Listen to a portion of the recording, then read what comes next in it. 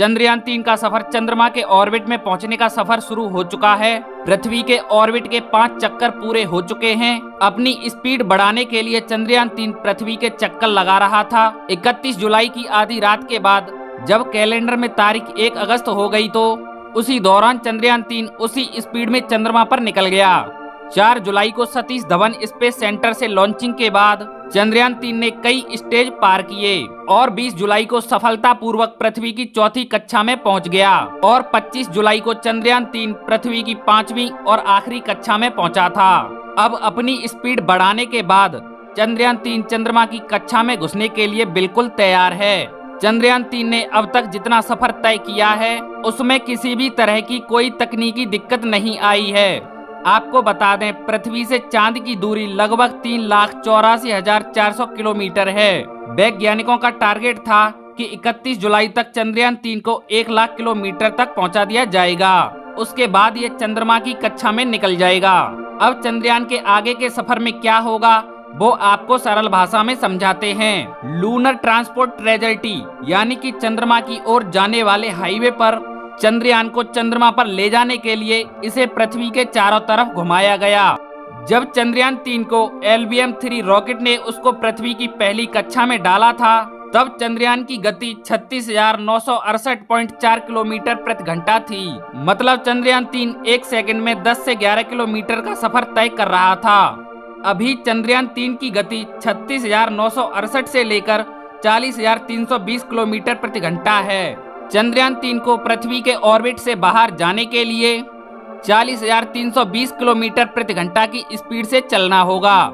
अब सबसे बड़ा सवाल ये है कि चंद्रयान 3 चंद्रमा के ऑर्बिट को नहीं पकड़ पाया तो क्या होगा। अगर ऐसा हुआ तो चंद्रयान 3 चंद्रमा के पीछे चला जाएगा और चंद्रयान 3 अपने मिशन से भटक जाएगा। इसलिए चंद्रयान 3 को चंद्रमा के ऑर्बिट में प्रवेश कराना इसरो के लिए एक बड़ी चुनौती हो सकती है और चंद्रयान 3 को चंद्रमा के ऑर्बिट में प्रवेश कराने के लिए उसके प्रोपल्शन सिस्टम को चालू किया जाएगा। चंद्रयान 3 को चंद्रमा की 100 गुणा 100 किलोमीटर की कक्षा में दाखिल कराया जाएगा। उम्मीद की जा रही है लगभग सब कुछ ठीक रहा तो 5-6 अगस्त को चंद्रयान 3 चंद्रमा के ऑर्बिट में दाखिल हो जाएगा। उसके बाद जैसे वो पृथ्वी के अंडाकार चक्कर लगाते हुए उससे दूर जा रहा था उसी तरह चंद्रयान 3 चंद्रमा के अंडाकार चक्कर लगाते हुए उसके करीब पहुंचेगा।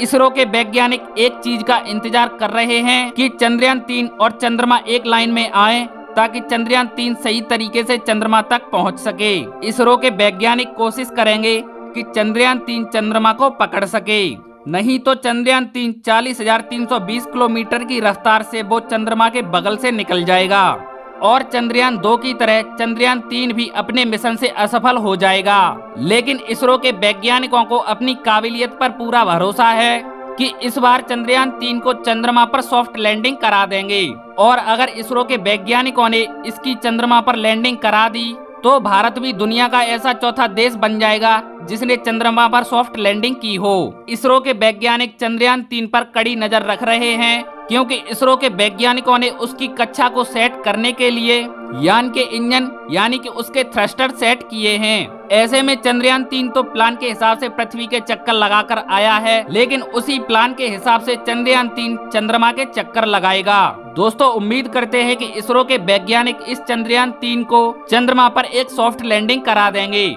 वैसे दोस्तों, आपको क्या लगता है चंद्रयान 3 को लेकर कि क्या वो इस बार मिशन को सफल कर पाएगा? तो कमेंट बॉक्स में कमेंट करके जरूर बताएं। बाकी दोस्तों, आज के लिए इतना ही और अगर वीडियो अच्छी लगी हो तो वीडियो को लाइक और शेयर जरूर करना और अगर आप चैनल पर नए हो तो चैनल को सब्सक्राइब जरूर करें। मिलते हैं ऐसी एक और इंटरेस्टिंग वीडियो में, तब तक के लिए जय श्री राम।